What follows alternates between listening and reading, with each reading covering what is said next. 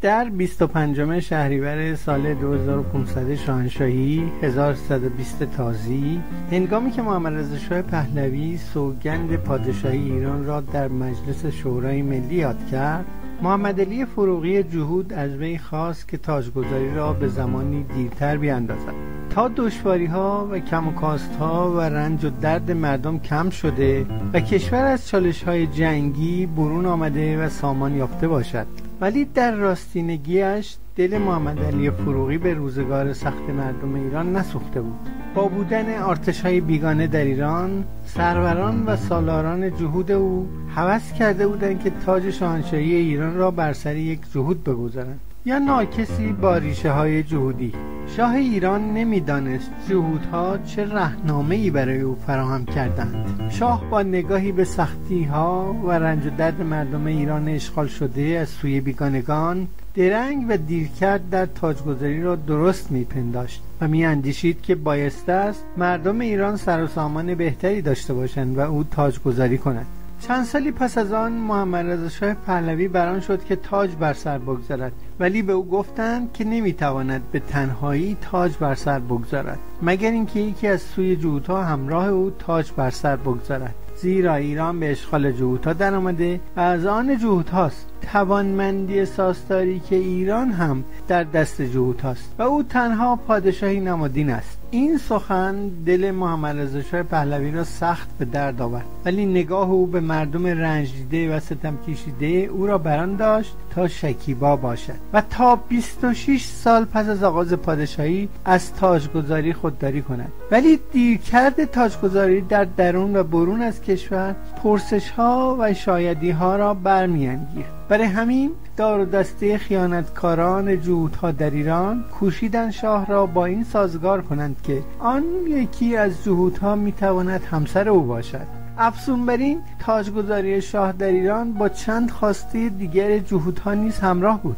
نخست اینکه او بپذیرد پادشاهی گسترش دهنده عرب پرستی از گونه مذهب جعفری است و اینکه پیش از تاجگذاری یک آخوند تازی از سوی جهودها خطبه تاجگذاری خوانده و تازی نامه را به دستش دهد و او آن را ببوسد. سپس آنکه تاج و شنل پادشاهی بر سر و تن تازی ایران ستیز فرح شود و شنل او دنباله دار باشد تا اون نیز همچون پادشاه تاجگذاری کرده باشد و تاج او را هم خود محمد رضا شاه بر سرش بگذارد. سپس آنکه از بیرون تالار تاجگذاری نوای اذان تازی پرستی پخش شود. در 4 آبان 2526 شاهنشاهی 1346 تازی این همه ناروا و ستمگری جهودان بر ایران و ایرانی روی داد. حضرت آیت الله امام جمعه تهران خطبه تاجگذاری را قرائت می کند. با نیایش خدا و ستایش پیامبر و ائمه هدا و طلب توفیق شهریاری که برای صلح جهانی و نشر مذهب جعفری و بسط عدالت اجتماعی می کوشد و تمنای برکت و آسایش برای ملت ایران و تمامی مردم جهان.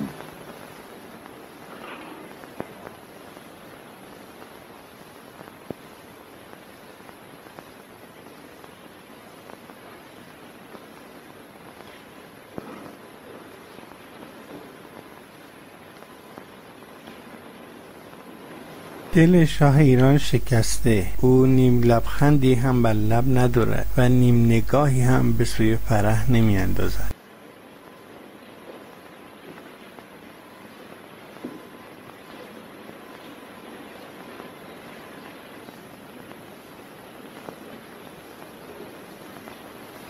اکنون تاج شاهنشاهی ایران از وجود پادشاهی فرزیب یافته است که خود بر تارک ملت خویش همچون تاجی از افتخار و امید می درخشد.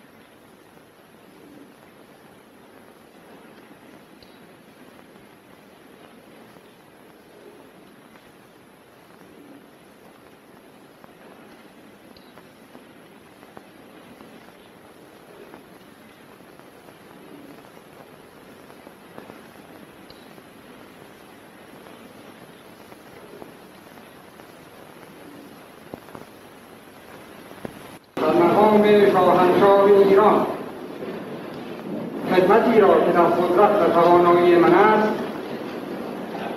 نسبت به کشور و ملت خودم انجام دهم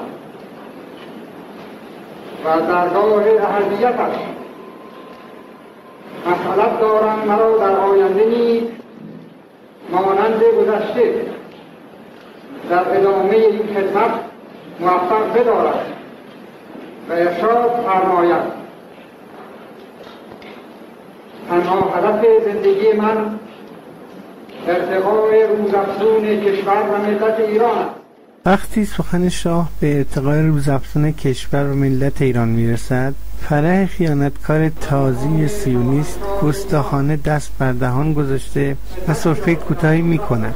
چرا که فرح ریشه های جهودی دارد و ارتقا را تنها برای جهودان میخواهد. فرح از ایرانیان بیزار است که چنین رفتار میکند. و درگاه اهلیتش مسئلت دارم مرا در آینده نیز مانند گذشته در ادامه این خدمت موفق بدارد و ارشاد فرماید. تنها هدف زندگی من ارتقای روزافزون کشور و ملت ایران است و آرزویی به جز این ندارم که استقلال و حاکمیت این مملکت را حفظ کنم و ملت ایران را به پای مترقی‌ترین و سعادتمندترین جوامع جهان برسانم و عظمت دیرینه این سرزمین به افتخارات تاریخی آن را تجدید کنم و در این راه در آینده نیز مانند گذشته حتی از دست جان دریغ نخواهم داشت.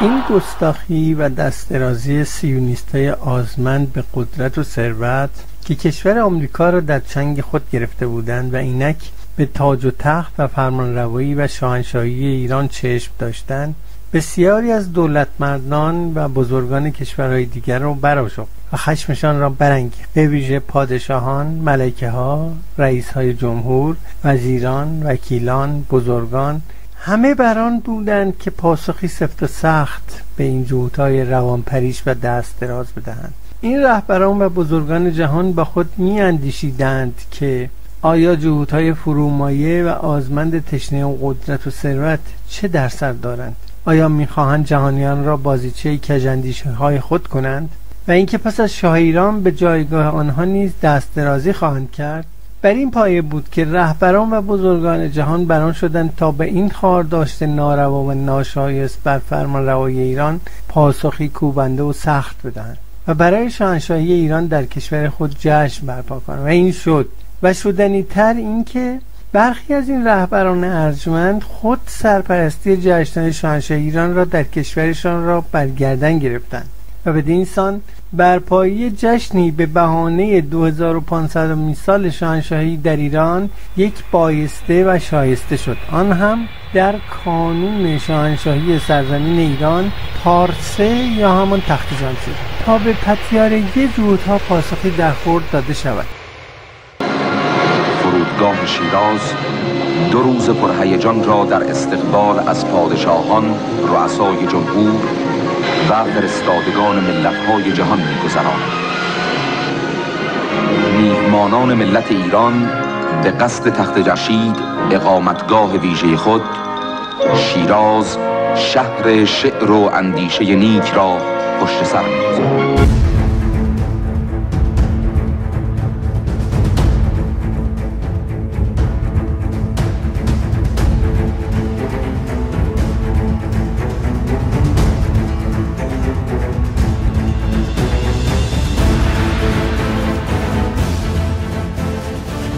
گرد پیاده ستاد کریم شمس، فرمانده گارد احترام، مفتخراً از حضور اعلی حضرت پادشاه بلژیک استدعا دارد. گارد احترام و پرچم‌های نیروهای مسلح شاهنشاهی ایران و گارد شاهنشاهی را بازدید فرمایند. افسر گارد احترام از شاهنشاه ایران و اعلی حضرت پادشاه بلژیک درخواست کرد که از گارد احترامی سان ببینند.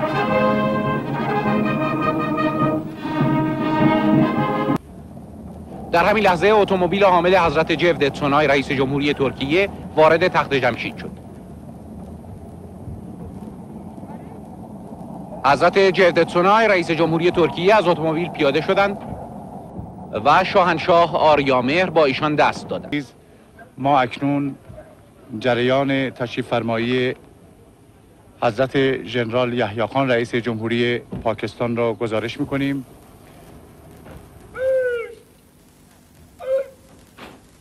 اینطور که من میبینم همکنون اتومبیل حامل اعلی حضرت ماهان رابیر بیکرام و ملکه نپال وارد محوطه تخت جمشید شدند.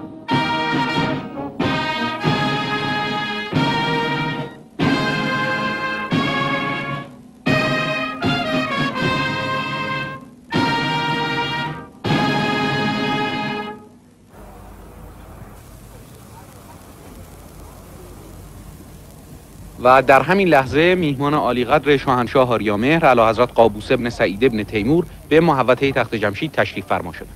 افسر گارد احترام مراسم احترامات نظامی رو به جا میاره. مفتخراً از حضور حضرت و از حاکم امیر بحرین استدعا دارد. درخواست میکنه که پرچم‌های نیروهای مسلح شاهنشاهی ایران و گارد شاهنشاهی را بازدید فرمایند. سگانه نیروی شاهنشاهی اعلی حضرت همایون شاهنشاه آریامهر و حضرت هوبرت ماگا رئیس جمهوری داهمی همکنون مشغول ساندیدن از گارد احترام هستند. اعلی حضرت همایون شاهنشاه آریامهر و حضرت مختار اولدادا هنوز مشغول ساندیدن هستند. شاهنشاه حضرت امیر کویت رو به طرف اتومبیل راهنمایی می‌فرمایند. اعلی حضرت همایون شاهنشاه آریامهر با حضرت سلیمان فرنجیه رئیس جمهوری لبنان دست می‌دهند و به ایشان. در این لحظه ماشین حامل میهمان عالیقدر اعلی حضرتین اعلی حضرت فردریک نهم پادشاه دانمارک و ملکه دانمارک وارد تخت جمشید شد. اعلی حضرت همایون شاهنشاه آریامهر با اعلی حضرت فردریک نهم دست می‌دهند. حضرت مارشال تیتو در حقیقت بنیانگذار جمهوری آزاد یوگسلاوی هستند. سرگرد پیاده ستاد کریم شمس فرمانده گارد احترام مفتخراً از حضور حضرت ریاست جمهور یوگسلاوی استدعا دارد گارد احترام و پرچم‌های نیروهای مسلح شاهنشاهی ایران و گارد شاهنشاهی را بازدید فرمایند. حضرت امپراتور اتیوپی حضرت هایله سلاسی هستند.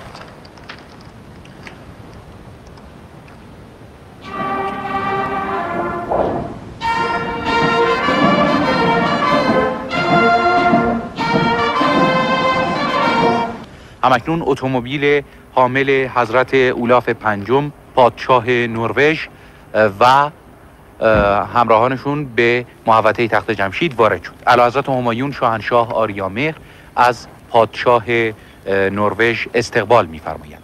اعلیحضرت کنستانتین دوم پادشاه یونان و ملکه آن کشور از اتومبیل پیاده شدند. شاهنشاه آریامهر و اعلیحضرت شهبانوی ایران به استقبال اعلیحضرت پادشاه یونان شتافتند. تماشاگران عزیز تلویزیون ملی ایران، من از تخت جمشید با شما صحبت می کنم. امروز ما در اینجا در برابر تختگاه شاهان بزرگ هخامنشی، در برابر باقی مانده یکی از بزرگترین تمدن‌های بشری که تاکنون بر روی صفحه زمین پدید آمده است، تاریخ ایران را مرور خواهیم کرد و از برابر چشمان حیرت زده ما، چشمانی که در آن بدون تردید برق شادمانی و غرور و افتخار خواهد درخشید، نگران ریشه مردمان و نمایندگان ارتش‌های ایران در ادوار مختلف تاریخی خواهیم بود.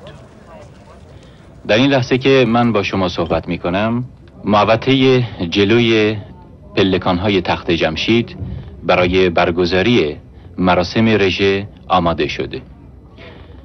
شما بر روی صفحه تلویزیون گوینده تلویزیون MBC آمریکا را می‌بینید که مستقیما درباره مراسم امروز برای مردم آمریکا صحبت میکنه. خانم باربارا والترز گوینده بنگاه سخن پراکنی ملی آمریکا NBC از چند روز پیش به شیراز و تخت جمشید آمده تا به خصوص برای مراسم رژه امروز گزارشی تهیه کنه و برای مردم آمریکا پخش کنه. من تصور نمی کنم که نظیر مراسمی که ما امروز در اینجا شاهد اون خواهیم بود و شما هم خواهید دید تاکنون در هیچ کشور دیگری به این صورت تدارک دیده شده باشه و هیچ ملتی شاید تا به حال چنین با نظم و ترتیب ادوار مختلف تاریخی خودش رو به نمایش نگذاشته.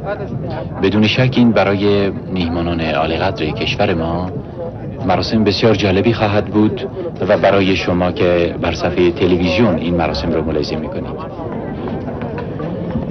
آنچه که شما امروز در اینجا خواهید دید حاصل سالها و ماهها تلاش، تحقیق، کوشش گروهی از ایرانشناسان، ارتش شاهنشاهی و سازمان‌های ملی و دولتی است.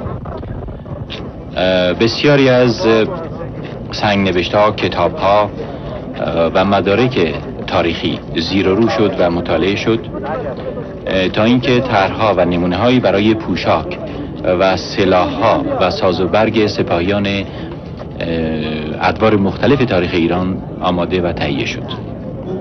و اگر شما اونچه رو که نزدیکتر در مقابل چشمتون جریان داره و رخ میده، یعنی مردم رو و جنب و جوش رو فراموش کنید و فقط به این سربازان گارد جاوید و ستونهای تخت جمشید بنگرید، در خیال خودتون میتونید دوران با شکوه هخامنشی رو تا اونجا که تخیلتون اجازه میده زنده کنید. تا اونجا که من اطلاع دارم علاوه بر آمریکا که شما لحظه پیش شاهد گویندگی باربارا والترز نماینده MBC بودید، برای آلمان، برای فرانسه و برای انگلستان این مراسم از طریق ماهواره مخابراتی به طریق رنگی پخش میشه. خبر تماشاگران عزیز، 3 اتوبوس در این لحظه به جلوی محوطه آمد.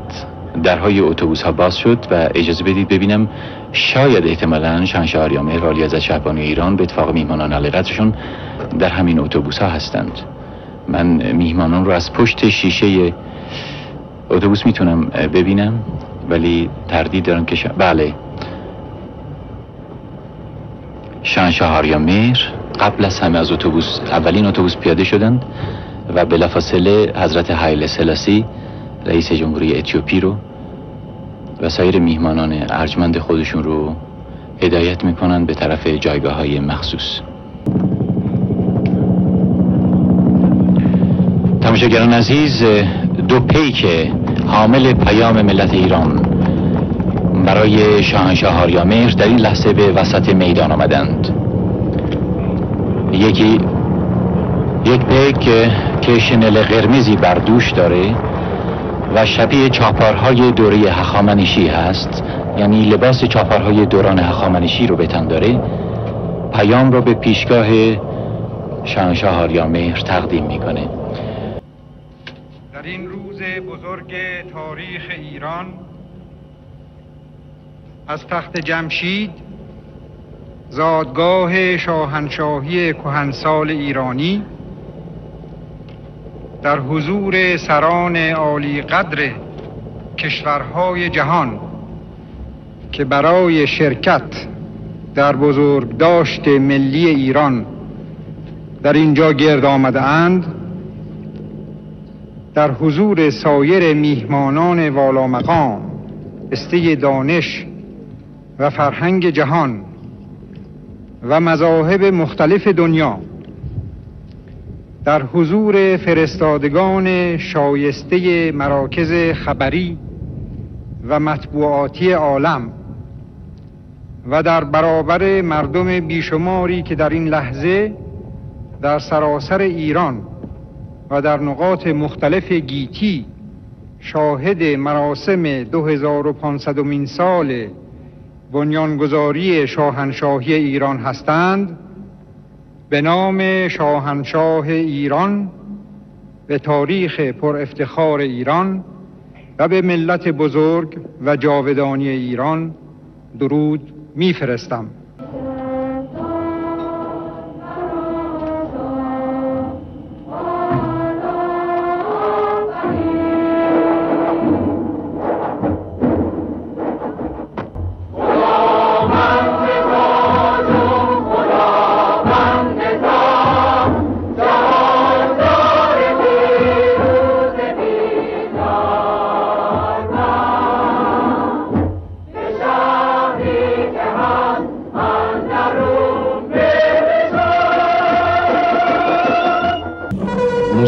آغاز کرد برای رژه. بالای عرابه درفشدار درفش همای پیکر شاهنشاهی هخامنشی که همونطور که اطلاع دارید همای مرغ مقدس ایرانیان باستان بوده که در شاهنامه هم از آن صحبت شده است رو میبینم که بر بالای عرابه قرار داره.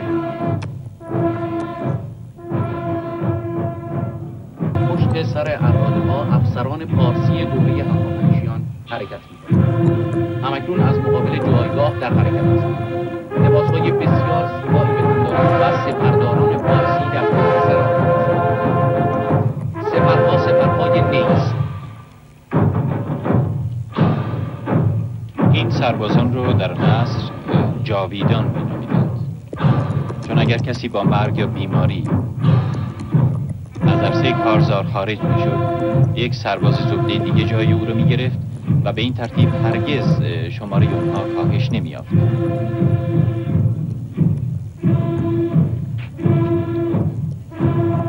سلاح نبرد این گروه که سبک اسلحه هستند. یک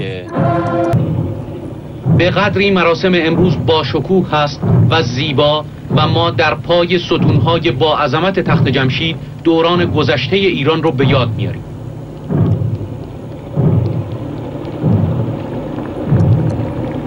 الان من کشتی تریرم در دوران هخامنشیان رو میبینم که از مقابل جایگاه سلطنتی عبور میکنه. بسیار زیباست تماشاییان عزیز. 3 دسته موزیک از 3 گوشه میدان وارد میدان شدند و آرایش جالبی به خود گرفتند.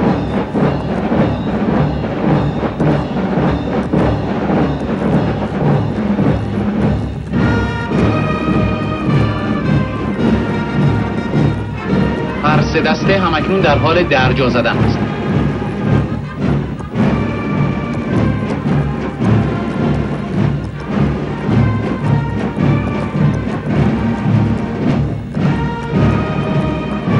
دسته موزیکی که در مقابل جایگاه قرار داشت به ترتیب داخل دسته های موزیک دیگر می شود.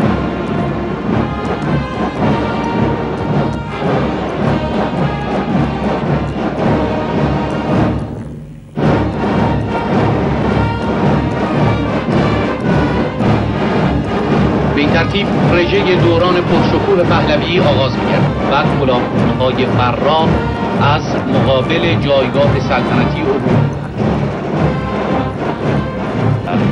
ریشه دختران نیروی هوایی